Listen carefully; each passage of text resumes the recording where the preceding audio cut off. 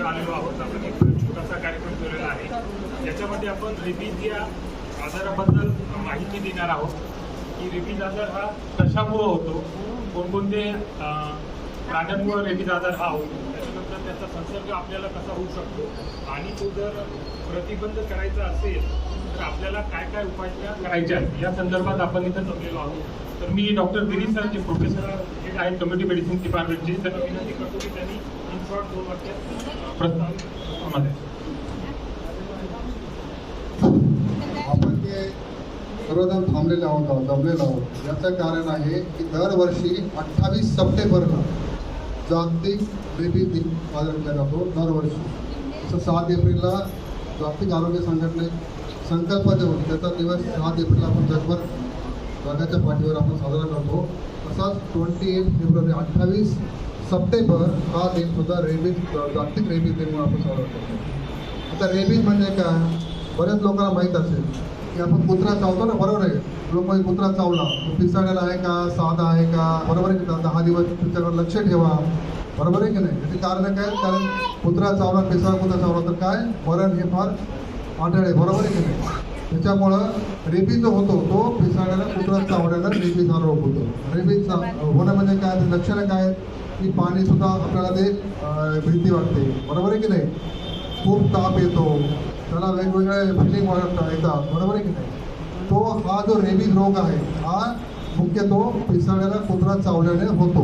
आणि एकदा काय पिसाळ कुत्रा चावला तो 10 दिवसाचा जर एक्सपायर झाला तो माणूससुद्धा तो मरतो, बरोबर आहे की नाही. कारण तो फेटल डिसीज आहे, बरोबर आहे की नाही. रेबीज हा फेटल डिसीज असल्यामुळं त्याचा मृत्यू हा अटळ आहे.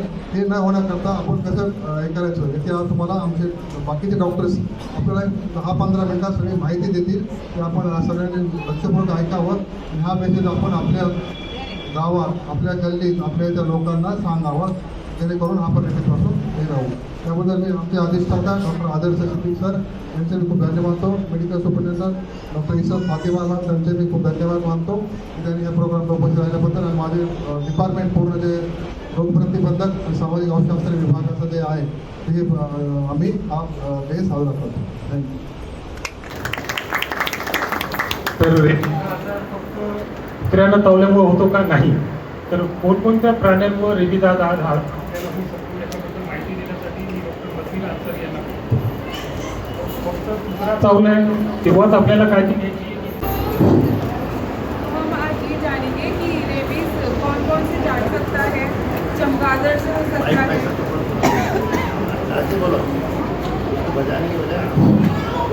बिल्ली से हो सकता है, चमगादड़ से हो सकता है, लोमड़ियों से हो सकता है, यहाँ तक कि गाय से भी रेबीज हो सकता है. पण चाव्यामुळे आपल्याला रेबीज हा आजार होऊ शकतो.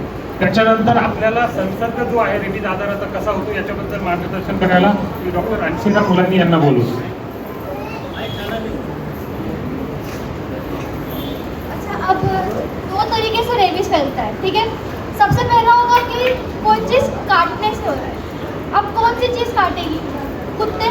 99% जो चीज़ होती है रेबीज नाम की वो होती है कुत्ता काटने से.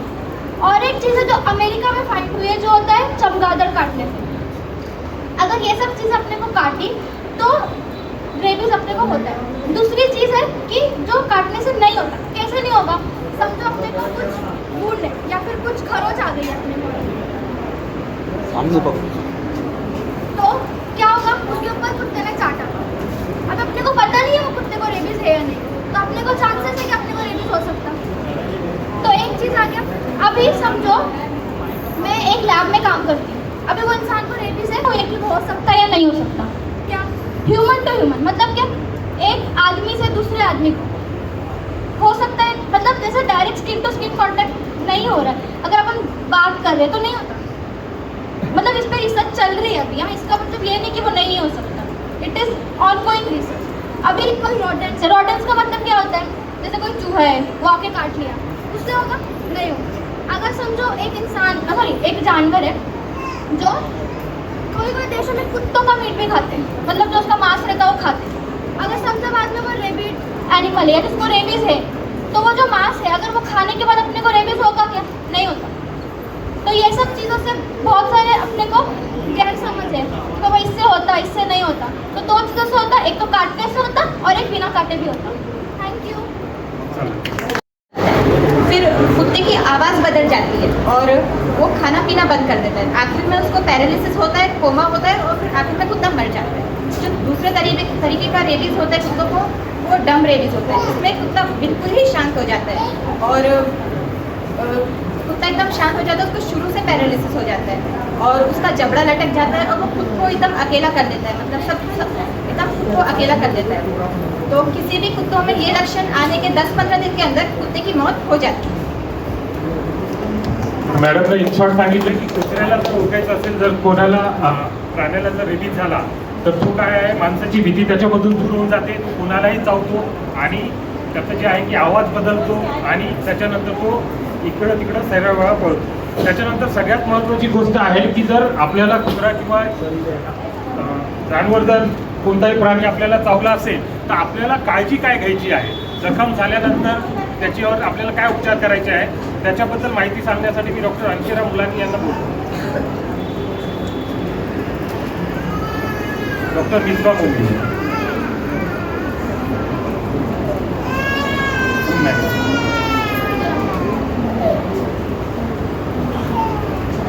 अच्छा, अभी काट लिया आपने कुत्ता। अच्छा, अभी काट लिया आपने कुत्ता, तो अपन क्या करेंगे? तो इसके लिए अपने को 3 तरीके के इसमें हम लोग ने डिवाइड किया ताकि डॉक्टर्स लोगों को आसानी हो। क्या उसको बोलते हैं कैटेगरी 1, कैटेगरी 2, कैटेगरी 3। मतलब क्या 3 चीज़ों में डिवाइडेड है। अगर अपने को कुत्ते ने चाटा या किसी भी इसने चाटा, तो अगर अपने को कुछ खरोच नहीं है, कुछ भी नहीं हुआ, तो तुम क्या करोगे? उसको सिर्फ पानी के नीचे साबुन लगाकर 15 मिनट तक उसको धोना है। कुछ नहीं करना, उसके बाद क्या करना है? 15 मिनट तक उसको पानी के नीचे धोना साबुन के साथ। अगर थोड़ी सी भी खरोच आई लेकिन खून नहीं निकलता, पहले वाले इसमें क्या था, खरोच भी नहीं थी, फिर उसने क्या किया, चाटा था, ठीक है। सेकंड वाले इसमें क्या है, खरोच आई है पर खून नहीं निकलता, तो तुम लोग क्या करोगे? उसको पहले पानी से धोगे। जब तक तुम मेडिकल हेल्प नहीं, मतलब हॉस्पिटल में नहीं आ जाते, तब तक क्या करोगे? 15 मिनट तक पानी और साबुन से धोने का, ठीक है। और यहाँ पर आने के बाद तुम लोग को क्या देते हैं? वैक्सीन देते हैं, रेबीज की वैक्सीन, ठीक है। उसके बाद तीसरी चीज़ है कि तुमको खून आया। अब वो खून आने वाला चीज़ क्या है? इट इज़ मतलब वो बहुत ज़्यादा रिस्क वाला चीज़ होती है कि खून आ गया, मतलब क्या, वायरस गया रहेगा, अगर उसको रेबीज रहेगा गया रहेगा अंदर, तो तब क्या करने का? उसको सेम प्रोसीजर करने का। तीनों इसमें सबसे मेन प्रोसीजर क्या है? वॉश करो, धो उसको किस चीज़ से? 15 मिनट तक साबुन से धोने का। फिर अगर तुम हॉस्पिटल में तुमको एक चीज़ होती है वैक्सीनेशन, ठीक है, वेरी इंपॉर्टेंट। देखो जो रेबीज होता है वो 100% क्योर करा जा सकता है अगर तुमने उसको ट्रीट किया तो। अगर तुमने ट्रीट नहीं किया तो 100% चांसेस है तुम्हारी मौत हो। इट इज़ वेरी इंपॉर्टेंट कि तुम लोग सीख करो, कुछ भी हो तुमको आके दिखाना चाहिए हॉस्पिटल में कि वैक्सीन लो तुम्हारे खुद के लाइफ की। बिकॉज अगर तुमने ट्रीट नहीं किया तो 100% चांसेस है होगा ना टाइम में, तो तुम लोग मरोगे, ऐसा होता है। सो फॉर योर हेल्थ, तुम्हारे चीज़ के लिए तुमको आना चाहिए हॉस्पिटल में। और क्या लेना चाहिए? वैक्सीन लेना चाहिए। Thank you. तर याच्यात सगळ्यात महत्त्वाची गोष्ट आहे ये हमें 2 तरीके और एक तो रेबीज का टीका लेना इसके लिए ज़रूरी है ताकि हम रेबीज की बीमारी से बच सकें। रेबीज का टीका जो है वो आपके लिए सुरक्षित है और वो कई प्रकार के होता है, और हम ज़्यादातर 2 टीके देते हैं, एक है एसएन और दूसरा है थाई। एसएन हमें 5 डोज लेना है और थाई हमें 4 डोज लेना है। एसएन आपके बाजू में ऊपर की साइड दिया जाएगा और आपको जिस दिन आप टीका देंगे उसके बाद तीसरे दिन, 7वें दिन, 14वें दिन और 28वें दिन आपको लेना है। ऐसे करके आपको 5 टीके लेने हैं। और थाई जो है वो आपको 4 टीके लेने हैं, 4 डोज लेना है। उसमें आपको जिस दिन आप टीका लोगे उसके तीसरे दिन, 7वें दिन और 28वें दिन आपको लेना है। और थाई वाला जो टीका है ये आपको कम डोज भी है और आपके लिए वो ज़्यादा बेहतर भी है। और आपको टीके से ज़्यादा सुई लगने का और उसमें थोड़ी नाली होगी, उससे ज़्यादा आपको कोई तकलीफ नहीं होगी। बस कुछ लोगों में बुखार, सर दर्द और मस्ती ऐसी चीज़ें देखी गई, उससे ज़्यादा आपको कोई तकलीफ नहीं है और ये बहुत सुरक्षित है। और अगर कोई ऐसी पेशे में काम करता है जिसमें आपको रेबीज होने का खतरा है या ऐसे जानवर आप पाल रहे हो जिससे आपको रेबीज हो सकता है, उसमें भी आपको जाके डॉक्टर को रेबीज के टीके के बारे में पूछना और उसको पहले ही लगा लेना चाहिए ताकि आपको बाद में रेबीज के खतरे से आप बच सकें। तर थोडक्यात सांगायचं रेबीज है और वो हमें काट लेता है, तब हमें रेबीज होता है। तो शुरू के कुछ दिनों में हमें बुखार आएगा, सर दर्द होता है, और जब हम रोशनी में बाहर जाते हैं तो रोशनी से चिड़चिड़ होती है, लोगों की आवाज़ से चिड़चिड़ होने लगती है, उल्टी होने लगती है, जहाँ पर काटा है वहाँ पर बहुत दर्द होता है। अब इसके बाद जब हम अगर हॉस्पिटल नहीं गए तो वो बीमारी हमारी नसों से दिमाग में जा सकती है। तो उसके बाद हमें पानी से डर लगने लगता है, जब पंखा चलता है तो उसकी हवा से भी डर लगने लगता है, खाना खाने में तकलीफ होती है, हम खाना खा ही नहीं पाते हैं, बहुत ज़्यादा पसीना होता है, बहुत धूप निकलता है, इतना निकलता है कि मुंह के पास झाग होने लगता है, और अगर इसके बाद 15 से 30 दिन के बाद इंसान की मौत हो जाती है। इसलिए आपको बोला जाता है कि वैक्सीन लेना बहुत ज़रूरी है। जब भी कुत्ता काटे उसी दिन आपको हॉस्पिटल जाना है और वैक्सीन लेना है।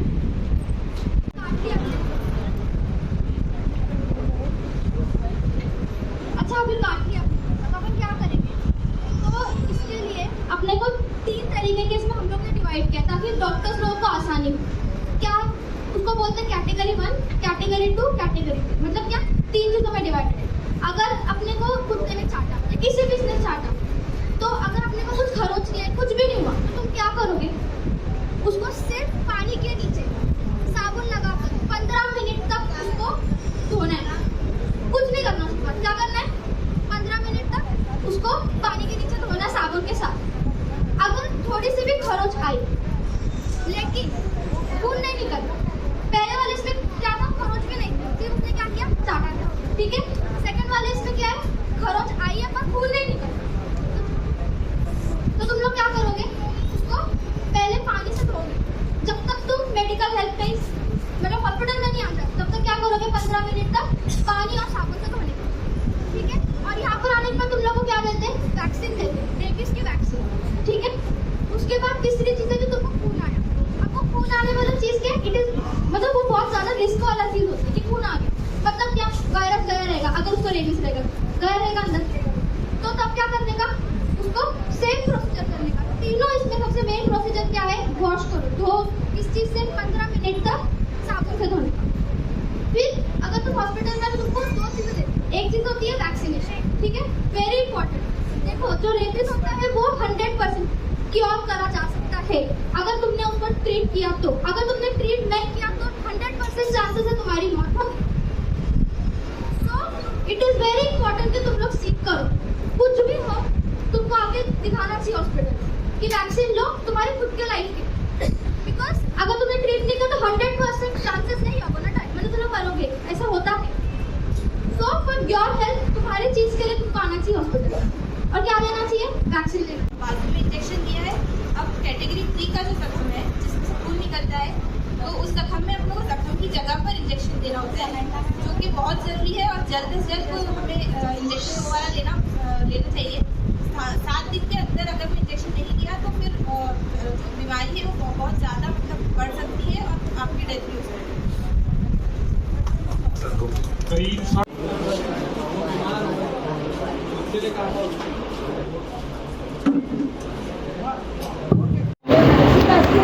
सबसे पहले जब कुत्ते को रेबीज है और वो हमें काट लेता है तब हमें रेबीज होता है। तो शुरू के कुछ दिनों में हमें बुखार आएगा, सर दर्द होता है, और जब हम रोशनी में बाहर जाते हैं तो रोशनी से चिड़चिड़ होती है, लोगों की आवाज़ से चिड़चिड़ होने लगती है, उल्टी होने लगती है, जहाँ पर काटा है वहाँ पर बहुत दर्द होता है। अब इसके बाद जब हम अगर हॉस्पिटल नहीं गए तो वो बीमारी हमारी नसों से दिमाग में जा सकती है। तो उसके बाद हमें पानी से डर लगने लगता है, जब पंखा चलता है तो उसकी हवा से भी डर लगने लगता है, खाना खाने में तकलीफ होती है, हम खाना खा ही नहीं पाते हैं, बहुत ज़्यादा पसीना होता है, बहुत धूप निकलता है, इतना निकलता है कि मुंह के पास झाग होने लगता है। और अगर इसके बाद 15 से 30 दिन के बाद इंसान की मौत हो जाती है। इसलिए आपको बोला जाता है कि वैक्सीन लेना बहुत ज़रूरी है। जब भी कुत्ता काटे उसी दिन आपको हॉस्पिटल जाना है और वैक्सीन लेना है। याच्यानंतर जे आहे टीका लेना इसके लिए ज़रूरी है ताकि हम रेबीज की बीमारी से बच सकें। रेबीज़ का टीका जो है वो आपके लिए सुरक्षित है और वो कई प्रकार में उपलब्ध है, पर हम ज़्यादातर 2 टीके देते हैं। एक है एसएन और दूसरा है थाई। एसएन हमें 5 डोज लेना है और थाई हमें 4 डोज लेना है। एसएन आपके बाजू में ऊपर की साइड दिया जाएगा और आपको जिस दिन आप टीका लेंगे उसके बाद तीसरे दिन, 7वें दिन, 14वें दिन और 28वें दिन आपको लेना है। ऐसे करके आपको 5 टीके लेने हैं। और थाई जो है वो आपको 4 टीके लेने हैं, 4 डोज लेना है। उसमें आपको जिस दिन आप टीका लोगे उसके तीसरे दिन, 7वें दिन और 28वें दिन आपको लेना है। और थाई वाला जो टीका है ये आपको कम डोज भी है और आपके लिए वो ज़्यादा बेहतर भी है। और आपको टीके से ज़्यादा सुई लगने का और उसमें थोड़ी लाली होगी, उससे ज़्यादा आपको कोई तकलीफ नहीं होगी। बस कुछ लोगों में बुखार, सर दर्द और मस्ती ऐसी चीज़ें देखी गई थी, उससे ज़्यादा आपको कोई तकलीफ नहीं है और ये बहुत सुरक्षित है। और अगर कोई ऐसी पेशे में काम करता है जिसमें आपको रेबीज़ होने का खतरा है या ऐसे जानवर आप पाल रहे हो जिससे आपको रेबीज़ हो सकता है, उसमें भी आपको जाके डॉक्टर को रेबीज़ के टीके के बारे में पूछना और उसको सही पहले ही लगा लेना चाहिए ताकि आपको बाद में रेबीज़ के खतरे से आप बच सकें। तर थोडक्यात सांगायचं तर फक्त महिन्याभरात आहे 4 डोस घेतले तरी ते सफिशियंट आहेत, पूर्ण म्हणजे आपल्याला सुरक्षा देऊ जातात. त्याच्यामुळं पर्टिक्युलरली लहान मुलांना जेव्हा कुत्रा चावतो तर लहान मुलं आपल्याला बहुतेक वेळ सांगत नाही ती जखम, आणि लहान मुलांना जेव्हा कुत्रा चावतो तर तेव्हा त्यांच्या तोंडावर, मानेवर, म्हणजे अंगावर वरच्या ठिकाणी तो असतो आणि विषाणूचा संक्रमण जे आहे की डोक्यामध्ये जाण्यासाठी त्या फार कमी वेळेत ते संक्रमण होतं. तर लहान मुलांनी जेव्हा आपल्याला सांगितलं की ती जखम आपल्याला दुर्लक्षित करून चालणार नाहीये, त्वरित ती जखम आपल्याला साबण आणि पाण्यानं धुवून घ्यायची आहे आणि त्वरित वैद्यकीय सल्ला आपल्याला त्या ठिकाणी घ्यायचा आहे. आणि सगळ्यात शेवटी त्या जखमेचे इंजेक्शन देणार आहे त्याच्याबद्दल माहिती देण्यासाठी मी डॉक्टर मसिरा फातिमा यांना. अब हमें कुत्ते ने काट लिया है तो हमने उसको पहले बाजू में इंजेक्शन दिया है। अब कैटेगरी 3 का जो जख्म है जिसमें से खून निकलता है तो उस जख्म में अपने को जख्म की जगह पर इंजेक्शन देना होता है, जो कि बहुत ज़रूरी है और जल्द से जल्द हमें इंजेक्शन वो वाला लेना चाहिए। 7 दिन के अंदर अगर कोई इंजेक्शन नहीं लिया तो फिर जो बीमारी है वो बहुत ज़्यादा मतलब बढ़ सकती है और आपकी डेथ भी हो सकती है। तर इन शॉर्ट जो आहे की हा कार्यक्रम जो आयोजित केला होता त्याच्यामध्ये आपण ही सगळी माहिती घेतली. तर आपल्यासाठी सगळ्यात महत्त्वाचं जे आहे तर कोणत्याही प्राण्यानं जे आपण आतापर्यंत डिस्कस केलेलं आहे, चावा घेतला तर जखम धुणं साबण आणि पाण्यानं, आणि त्या ठिकाणी जे आहे की त्वरित वैद्यकीय सल्ला घेणं, या 2 गोष्टी आपल्याला करायच्या आहेत. त्याच्यानंतर मी दिन सरांना विनंती करतो की त्यांनी थोडक्यात. Good morning doctor Ishrat madam, doctor Giri sir, आप लोग आज यहाँ जो जमा हुए हैं, क्यों हुए हैं, आपको ये जानकारी देने के लिए हुए हैं। रेबीज नाम की जो बीमारी है जो ज़्यादातर कुत्ता काटने से होती है और कोई भी जानवर काटने से हो सकती है, उसके लिए आपको एक जानकारी देने के लिए यहाँ पर बिठाए। तो अब यहाँ से जब जाएंगे तो अपने दिमाग में 2-3 चीज़ें रहना चाहिए। कुत्ता अगर हमको काटा तो क्या करना है, जैसा इन्होंने बताया 3 लेवल है, खून निकला क्या, खाली उस पर नाखून लगे क्या, या कुछ भी नहीं हुआ, क्या करना चाहिए, वो एक है। और सबसे ज़रूरी क्या है, दवाखाने में जाना चाहिए, वहाँ जाके इंजेक्शन लेना चाहिए। बहुत सारे लोगों के दिमाग में क्या है, पेट में 14 इंजेक्शन लेना पड़ता, जो पहले था, हमने भी दिए लोगों को। अभी नए इंजेक्शन आ गए जो पेट में नहीं देना पड़ता, डायरेक्ट आपको 4 या 6 इंजेक्शन ही लेना पड़ता आपके कंडीशन के ऊपर। कभी कभी 2 से भी शायद काम चलता है। 3 वाला जो है वो प्रोफाइलैक्टिक बोलते हैं उसको। लेकिन पहले क्या था, 14 दिन तक रोज़ आके लेना पड़ता, इसलिए लोग डरते दवाखाने में जाते नहीं। लेकिन जब भी कुत्ता काटा हमको पहले दवाखाने में जाके बताना चाहिए। कुत्ता काटने के भी देखना चाहिए कौन से कुत्ते ने काटा। अगर कोई बच्चा उसको बार बार पत्थर मार रहा और वो आके अपने को काटा तो उससे रेबीज होने के चांस कम रहता। कौन से कुत्ते से ज़्यादा होता है, जो बगैर छेड़े के चलते चलते हमको काट लिया। अगर हम कुत्ते को इतना सताए कि वो तंग आके अगर हमको काट रहा है तो इसका मतलब वो पागल नहीं है, वो खाली अपने से तंग आके अपने को काट रहा है, वो भी अपने को देखना चाहिए। और कुत्ता अगर पालतू है और कुत्ते को इंजेक्शन दिया हुआ है रेबीज का, किसी का कुत्ता है, उससे जानकारी मिल गई हमको कि इसको सारे इंजेक्शन दिए हुए हैं, तो भी उससे डरने की ज़रूरत नहीं है। सिर्फ दवाखाने में जाके बताना है, ज़रूरत रही तो आपको इंजेक्शन देंगे, नहीं तो नहीं देंगे। इसलिए जो भी लोग कुत्ते पालते हैं उनके लिए भी ये ज़रूरी है, खासतौर पर यहाँ पे जो लोग खेत में वगैरह कुत्ता पालते हैं, उन्होंने भी कुत्तों को इंजेक्शन दिला के लाना चाहिए टाइम के ऊपर। कुत्ता रहो या बिल्ली रहो या कोई और भी पालतू जानवर रहो। तो आज जितना आपने सुने उतना सारा डबल रिपीट नहीं कर सकते। और दूसरा क्या है, ऐसा जानवर जो काटता नहीं और वो अगर हमको काट रहा है, इसका मतलब वो जानवर को हो सकता है उसको कोई कुत्ते ने या किसी और जानवर ने काटा था पहले। जैसे बैल कभी काटता नहीं, बैल काट रहा है या बकरा काट रहा, तो इसका मतलब ये है कि उसके अंदर तो बीमारी के चांसेस है।